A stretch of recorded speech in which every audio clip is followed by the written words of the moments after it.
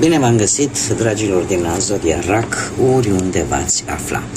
Bine ați venit tuturor la o nouă lectură generală pentru luna august de data aceasta. Așa că, dragilor, toți cei care aveți Soarele, Luna, Venus, Ascendentul sau oricare alt aspect astral important pentru voi din harta voastră natală și care are legătură cu Zodia RAC, atunci această lectură este de asemenea și pentru voi. Și haideți să vedem ce vine pentru dragii mei din RAC sau cu legături importante cu această zodie. Trebuie să vă readuc aminte, este o lectură generală. Voi, prin alegerile și deciziile pe care le luați, vă construiți propriul viitor. Așa că vă rog să luați decât acele mesaje care rezonează cu voi, iar restul lăsați-le să zboare în univers. Bun. Cei care mă urmăriți, deja știți că am extras câte o carte pentru fiecare săptămână a lunii august, o carte din minunatul oracol al frunzelor de cei. Și haideți să vedem ce ne spune. Prima săptămână se pare că veți avea o conexiune, o comunicare cu o energie masculină dreaptă. Dreaptă în sensul că corectă. Da? O energie a unui bărbat, o energie masculină corectă. Cineva cu părul alb, grizonat sau blond, cineva cu sprâncene ușor arcuite, fără a se uni, ochii verzi sau albaștri, în general o față rectangulară, o bărbie proeminentă și un nas bine poziționat. Este cineva care are o anumită importanță pentru voi și cu care voi veți avea o conexiune, o legătură, nu știu, ceva important. Cea de-a doua săptămână, cineva, un prieten, un amic, o prietenă, o amică de departe, care se gândește la voi și care e posibil chiar să vă facă și o vizită. Avem în a treia săptămână Săgeata, ceva care îți va indica că ești pe drumul cel bun, ceva care va scoate în evidență un anumit aspect important din viața voastră. Poate să fie o veste sau o anumită situație. Ei, și avem în a patra săptămână din august, sfârșitul lui august, avem ori o naștere, ori conceperea unui copil, ori pur și simplu începuturi noi. Începuturi în fașă, în faza de proiect. Veți încerca să faceți un nou plan, un nou proiect de viață. Haideți să vedem ce ne spune și tarotul. Ce vine pentru dragii mei din RAC în luna lui august sau toți cei care aveți o legătură puternică cu această zodie a RAC-ului. Lucrurile merg foarte, foarte fluent, trebuie să vă spun. S-au amestecat cărțile foarte, foarte bine. Acum haideți să vedem cu ce vine. Pe plan profesional, dragilor, se pare că lucrurile s-au mișcat destul de greuți, ca să zic așa, pe planul ăsta al muncii, cu acești 7 de monede. Cumva ați avut, nu știu, poate ați așteptat anumite recompense, ați avut anumite așteptări, care unele poate s-au împlinit, altele, eu vă spun că vor veni în viitorul apropiat. Alții, după lungi căutări, în sfârșit poate au găsit ceva de muncă. Sunt anumite aspecte în domeniul carierei profesionale care vouă nu vă plac, mi se pare că bateți pasul pe loc, dar cumva nu prea aveți încotro și trebuie să așteptați. Ei, începutul de lunii august pe plan profesional vine cu acest 2 de spade. Un 2 de spade care îmi spune așa: domne, chiar dacă voi așteptați un răspuns și asta vă cam blochează, tocmai ce am văzut că nu vă place să pierdeți timpul, sunteți pe planul ăsta al carierei, sunteți un pic în viteză, ca să zic așa, ați vrea să rezolvați lucrurile foarte rapid. Totuși, apare undeva, poate în prima jumătate a lunii august, un mic blocaj. De ce? Așteptați un anumit răspuns. Acum eu vă spun, dacă totul este făcut corect, dacă totul este în regulă, acest răspuns este unul pozitiv. Ei, dacă nu, atunci poate că e posibil să mai cereți o opinie și eu tind să cred că asta veți face. De ce? Pentru că am marele preot care îmi vorbește de cineva care dă sfaturi bune. Ori vreun șef, ori vreun director, ori vreun cineva care cumva are acest renume, această calitate de om înțelept care, știi, de acolo să ia lumină. Nu știu dacă Zodia Taur vă spune ceva, dar veți, până la sfârșitul lui august, veți obține acele informații care vă trebuiesc pe o anumită speță, da, a muncii, pe o anumită situație, problemă, luați-o cum vreți, care pe voi vă interesează în domeniul ăsta al carierei profesionale. Eu aș mai zice de asemenea că pot apărea negocieri. Pot apărea niște negocieri contractuale, atât pentru cei care sunt simpli angajați, cât și pentru cei care sunt pe poziția de a avea propria lor afacere. Mergem mai departe. Haideți să vedem pe plan financiar. Pe bănuți, la bănuți. Cu bănuții cum stați, dragilor? Cu bănuții i-ați cam tot raționalizat, ați văzut lucrurile cum se desfășoară și ați zis, domne, trebuie să aplic planul B, ca să zic așa, sau ori ați încercat să nu dați bani în stânga și în dreapta, nu ați cheltuit impulsiv, sau pur și simplu există cineva în viața voastră care deține controlul banilor, cineva poate dintr-o zodie de aer, Gemen, Balanță, Vărsător, sau cineva care are un ascendent într-o zodie de aer, cineva care vede lucrurile foarte lucid, foarte rațional, foarte logic și care ține cu o mână de fier. Are un rol important financiar în viața voastră. Începutul lui august pentru voi pe plan financiar vine cu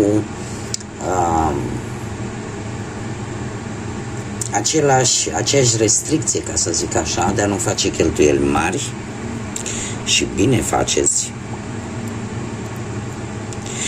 Acum, eu mai vă spun un lucru. Asul de spade, în general, ne vorbește de a vedea cu claritate cum stau lucrurile. Cum stau lucrurile cu banii în viața voastră. A vedea, a încerca să faceți ceea ce este corect, poate a încerca un nou stil de a vedea banii, un nou proiect de viață care are legătură cu banii. Poate să fie și acest lucru. De ce spun acest fapt? Pentru că sfârșitul lui august vine cu un soare care nu e rău deloc, vine cu bani care vor veni repede până la sfârșitul lui august. Orică recuperați un împrumut pe care voi îl veți face la risc la începutul lui august, mare atenție, orică veți da voi bani împrumut cuiva și vi se vor returna până la sfârșitul lui august, sau pur și simplu se va obține o anumită se va obține o anumită sumă de bani care pentru voi gândeați, vă luaseți deja gândul la ea.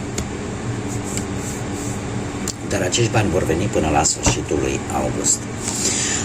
Mergem mai departe. Viața sentimentală, cei care sunteți într-o relație deja, într-un cuplu. Ia să vedem, dragilor dragi, ce frumos, deosebit de frumos, dragii mei. Voi ați reușit să cuceriți, ori voi, ori cineva va cuceri pe voi, dar nu de multă vreme, sau de foarte multă vreme. Avem așa, acest 6 de bâte, eu aș zice că a avut loc posibil chiar o nuntă pentru unii dintre voi. E ceva recent oricum, e o legătură recentă, nu e de multă vreme. Să zici, domne, avem ani de zile. Posibil să fie și asta, și dacă ar fi vorba, să zicem, de unii dintre voi care aveți o relație de lungă durată deja, cert este că relația voastră a avut niște îmbunătățiri. niște îmbunătățiri și aș zice mai mult pe partea intimă, niște îmbunătățiri în chimia dintre voi. Luna lui August vine cu o atenție la detalii, dragilor. Nu știu, poate veți primi mici cadouri, mici atenții, dar la care se lucrează, să știți, se lucrează cu foarte mare atenție, poate pentru a vă impresiona.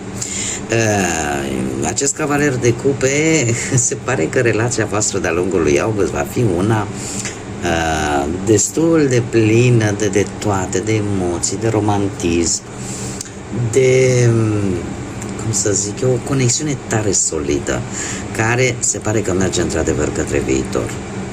Da? Și dacă căsătoria nu s-a efectuat, urmează. Știți cum e, cu va urma. E pe drum. Așa că totul e bine. Totul e bine pentru voi, dragilor, care sunteți într-o pereche. Acum, viața sentimentală pentru cei singuri. Dragilor, am exact 3 arcane majore, unul după altul. Singura zodie care mi-apare mie aici, pentru că restul ar fi planete, este pusnicul, este Fecioara, care poate sau nu să aibă legătură într-o oarecare măsură. Dar foarte interesant că s-au produs niște schimbări în viața voastră sentimentală cu ceva timp în urmă. Ori poate în urma unui apel telefonic, ori în urma unui adevăr spus, vorbit, nu neapărat la telefon. Avem judecata e reprezentată de planeta Pluton, care ne vorbește de o energie transformatoare. Ceva s-a schimbat în viața voastră sentimentală, o schimbare majoră, care v-a făcut să aveți un nivel de înțelegere de asemenea la fel de major. E vorba că ceva ți-ai dat seama că trebuie lăsat în urmă. Că cumva trebuie să ai această energie regeneratoare, această energie de a renaște. Și într-adevăr, schimbări majore care au avut loc pe plan sentimental pentru voi, dragilor, care sunteți singuri. E adevărat că prima jumătate a lunii august va fi o jumătate destul de blocată pe plan sentimental, dar nu neapărat că o blochează cineva. E posibil să fie blocată chiar de către voi. De ce? Vreți să înțelegeți mai bine, să digerați, ca să zic așa, acțiunile și întâmplările prin care ați trecut. E nevoie de timp. Nu? De multe ori ne-am pus întrebarea, dom'le, de ce mi se întâmplă doar mie sau de ce mi s-a întâmplat asta, da? Și atunci e nevoie de un pic de timp să digerăm și să analizăm cât mai profund acest lucru și vreau să vă spun că chiar o veți face. Toată luna lui august pentru voi, cei care se regăsesc desigur, va fi o lună a solitudinii în care veți sta mai mult singurei, în a reflecta, în a vedea exact unde s-a greșit sau ce trebuie făcut. Eu vă mai spun un lucru, e posibil ca cine v-a creat vouă această stare de schimbare majoră, e posibil să vrea să se întoarcă undeva către sfârșitul lui august și să caute cumva o reîmpăcare, doar că voi în momentele voastre de introspecție și de analiză profundă a situației, s-ar putea să vă puneți întrebarea, domne, de ce are această titulatură de fost sau de fostă? Din ce motiv? Dar eu văd aici o încercare a cuiva din trecutul vostru, o încercare de a, cum să spun, de a reaprinde, ca să zic așa, relația dintre voi. Dar nu știu cu câte șanse de succes. Haideți să vedem ce mesaj au îngerii pentru voi și ce date importante sau numere importante vin pentru voi, dragilor, din RAC în luna lui august.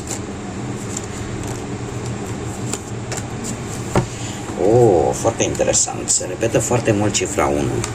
Cifra 1, dragilor, care ne vorbește de noi începuturi. Ne vorbește de individualitate, de a te gândi un pic la tine, de a avea un pic de egocentrism. De asemenea, ne vorbește de a lua inițiativă și de a fi cât mai original. Noi începuturi, potențial, oportunități, este deviza pentru luna august. Faptul că avem 4 de 1, asta îmi spune ori data de 1, data de 2, de 3 și de 4. Sunt 4 zile consecutive în care se pot întâmpla lucruri importante. Spune așa, universul este... Universul organizează persoanele și experiențele care vin în drumul său pentru a te ajuta să ai reușite și pentru a te ajuta să te trezești și să-ți dai seama cine ești cu adevărat. Este un... avem aici... mă trezesc, sunt în faza de trezire. Da, în faza de trezire, desigur, la nivel spiritual, în care îți dai seama totuși cam ce ar trebui să faci și lucrul ăsta se pare că l-a arătat și cărțile de tarot. Și mai avem aici numărul 12, la fel, avem aceeași chestie, ori data de 12, ori data de 3, care ne spune așa, creativitatea este o forța care te va împinge în viață. Imaginația este foarte abundentă și poți să-ți exprimi sentimentele și percepțiile tale într-o manieră unică față de care și alții pot beneficia. Este de fapt un îndemn de a-ți folosi creativitatea, pentru că voi, dragilor din RAC, voi fiind o zodie de apă, aveți o anumită sensibilitate, vulnerabilitate, este adevărat, dar aveți foarte multă creativitate, foarte multă intuiție și aveți această capacitate de a simpatiza foarte repede și foarte bine cu ceilalți. Un lucru care se pare că asta vă ajută să mergeți înainte și să reușiți cumva să vă exprimați atât sentimentele cât și percepția voastră într-o manieră cât mai unică, cât mai deosebită, în așa fel încât în urma acțiunilor voastre beneficiați atât voi cât și alții. Da? Haideți să vedem acum ce inițiale de nume, prenume, pseudonim sau porecle de persoane cu care voi puteți interacționa de-a lungul lui august sau care pot avea o anumită importanță pentru voi. Și haideți să vedem. Desigur, vă puteți regăsi chiar și propria inițială, ceea ce întărește că faptul că anumite mesaje sunt și pentru voi. Anumite mesaje importante din această lectură sunt pentru voi. Și avem litera T, litera E, litera C, litera H, litera K de la kilogram, J, R și încă o dată litera C. Da? Deci inițiale de nume, prenume, pseudonim sau porecle sau chiar propria voastră inițială. Haideți să vedem un mesaj general pentru voi, dragilor din RAC, pentru luna august. Un mesaj general. Și avem Meduza. Meduza, care ce ne spune? Îmbrățișează adaptabilitatea și lasă-te purtat de curent. Câteodată, curenții vieții te vor ghida fără să depui mare efort. Asta îmi spune că de-a lungul lui august e bine să vă adaptați unor situații care apar brusc în viața voastră și care de multe ori nu trebuie decât ori să așteptați, ori să vă lăsați purtați de aceste situații, pentru că în felul ăsta vă va ușura poate rezolvarea anumitor situații din viața voastră. Știți cum e, că nu aduce anul, ci aduce ceasul. se întâmplă câteodată să vină anumite lucruri în viața noastră care să ne rezolve probleme la care noi de multe ori am depus efort susținut să le rezolvăm și n-am reușit. Și dintr-o dată se rezolvă așa, fără să-ți dai seama, da? Purtați de curenți. Haideți să vedem ce ne spun și zarurile astrologice, ce vine pentru dragii mei din RAC în luna lui august. Casa întâi, ascendentul, Vărsător. Și aici, desigur, îl avem pe Neptun. Dragii mei, casa întâi ne vorbește de ascendent. Deci, în special, cei care aveți ascendentul în zodia Vărsător, în special. Asta ce îmi spune? Prima casă ne vorbește de personalitatea voastră, de cum vă arătați voi lumii și cum vă percepe lumea pe voi. Faptul că l-avem și pe Vărsător aici, cum am mai spus, unii poate aveți chiar ascendentul în Vărsător. Dragilor, voi, cel puțin în această lună august, nu vă veți schimba prea mult, pentru că, desigur, așa cum v-a perceput lumea până acum, așa o să vă perceapă și de acum înainte. Nu apar schimbări majore, da, pentru cei care aveți ascendentul în Vărsător. Da? Probabil că aveți un vis, să achiziționați ceva poate important pentru voi, sau poate că vreți să schimbați ceva în mod radical în viața voastră, sau poate că intuiția va fi la cote maxime și vă veți folosi de ea, iar lucrul ăsta se va vedea în felul în care voi vă veți comporta și cu ceilalți, în felul în care voi vă veți arăta în fața celorlalți. Acum, pentru toți ceilalți care nu aveți legătură cu ascendentul în Vărsător, aș spune că ceva se va schimba, veți fi mult mai revoluționari. Veți împrumuta cumva din energia Vărsătorului, care este rebelul zodiacului, care nu-i place să se supună ordinelor sau lucrurilor nedrepte. Veți fi un pic așa mai revoluționar, ca să zic, în această lună august. De ce? Pentru că aveți un vis, aveți un crez, aveți ceva care vă, cum să spune, la care voi visați. Totuși, mare atenție, să nu vă lăsați purtați prea mult de o imagine iluzorie, de o imagine, de un vis care nu are un temei, cum să zic eu, stabil, real.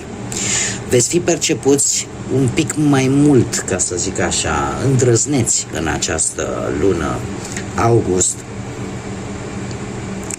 Și e posibil ca lumea să vă catalogheze ca ieșiți din tipare. Da? E de indicat, totuși, pentru toată lumea, indiferent că aveți ascendentul sau nu în Vărsător, ar fi indicat totuși să nu luați decizii importante, sau mai ales când sunteți când au legătură cu persoanele din jurul vostru, nu știu cum să spun.